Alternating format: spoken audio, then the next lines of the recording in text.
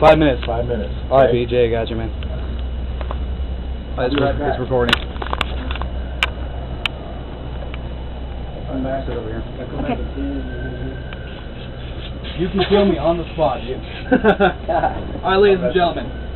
This is Mr. Brad, Daddy X of the Cottonmouth Kings himself. What's up, everybody? And right over here is myself, the FAZ, host of the CRUNK Report, 89.9 FM KGRG, the only radio station in the fucking world that'll put Suburbanoid Records, the best independent record label, and fucking better than any of the major labels out there, on the fucking market, as they should have been doing long ago. But fucking Daddy X, how you doing, man? It's finally great to meet you, man. Thanks for the words. Definitely, man. Yeah, but basically, how we started out, dude, back in the 90s when Suburbanoid Records was started, and you guys started out with a label deal with Capitol Records.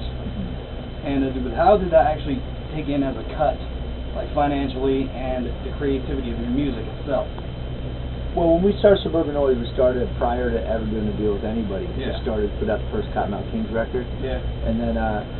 And then they stepped to us to want to do a joint venture deal, a 50-50 deal, but they funded our label and made it possible for us to distribute our records nationally. Because at that point, we didn't have the reach to be able to put our record in stores across the country and stuff like that. It's more of a local Southern Cali thing, you know what I mean, where we're trying to get our records out, but literally selling CDs out the back of the car and done live shows and that kind of stuff. And then, so they just pretty much, the joint venture deal enabled us to fund our label and get it really started, and it only lasted a year. And then the president that signed the deal with us, Gary Gersh, left. He same guy signed Nirvana, actually, since we're in Seattle. It's pretty ironic, but he left the label, and then the new guy came in, cut Grand Royal, which is the Beastie Boys label, and all the other independent labels they had there. They cut them all, so we were, after 1 year, we had the money and we were free. So it really worked out great.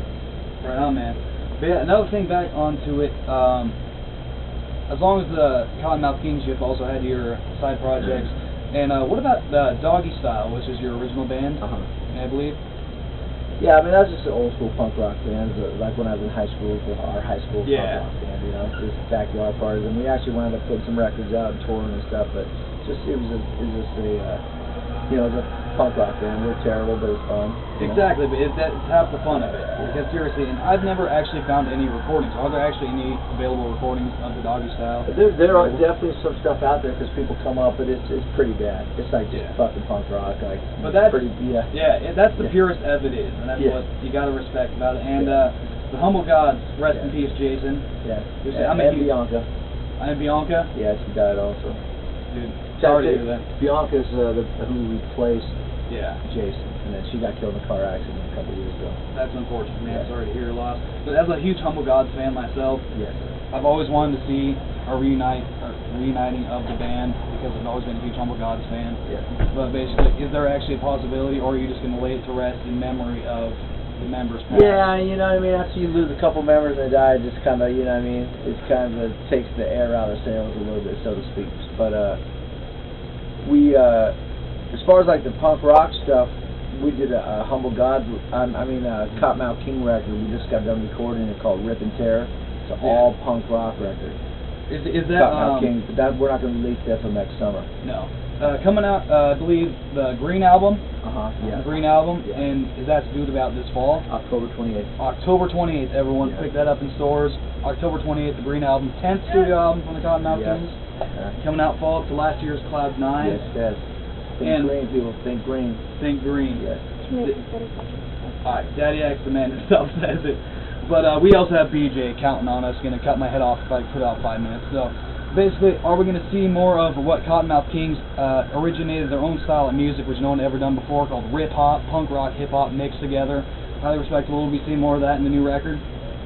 Well, we have a couple punk songs on there, but for the most part, it's a real eclectic record. A lot of just a classic Cottonmouth King record. You got the hip hop on there. You got some real mellow songs, it's a good one of our favorite records. That's excellent. It's good to hear because my favorite one to date is Rolling Stone. Okay, then you'll probably really like this one.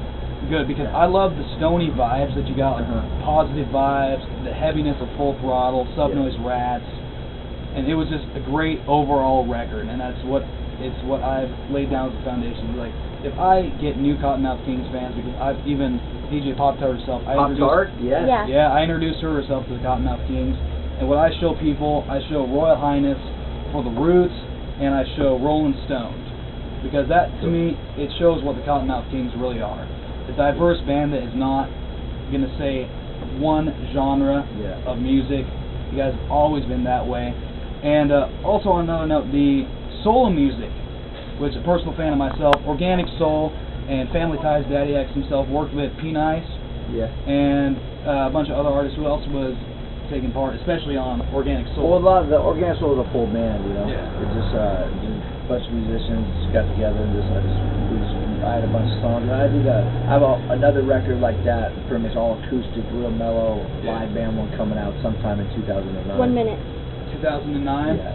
Right on, man. But right now, all the energy's on the Green album. Of course, Cloud9. Cloud9 was our last studio full length that came out. I think that one's another good one as far as like showing all the different styles and the depths of the Cottonmouth Kings. You know. Exactly. I really like that one. You got like All or Nothing. You got a lot of the heavier songs. But you got One Day, which is really, it shows you it's got really positive messages. It talks about the world, and it's also got its fun ones 30 like seconds. Don't Make Me Beg. Yeah. But throwing it out there because BJ is about to behead me seriously, because I guess everyone's got the attention today. This is it right now, unfortunately, for Brad Daddy X 19, himself. 18, 17. Okay, we get the picture. And we can do another one after the show if you want. Definitely. After the show. Part 2. Part 2 After the show. of the Crunk Report interview. Brad Daddy X, Cottonmouth Kings. All coming out. Make sure. Think Green. Green 5, album coming out this 4, year. 3, 2, 1. Crunk Report 89.9 FM. Suburban Noise Records.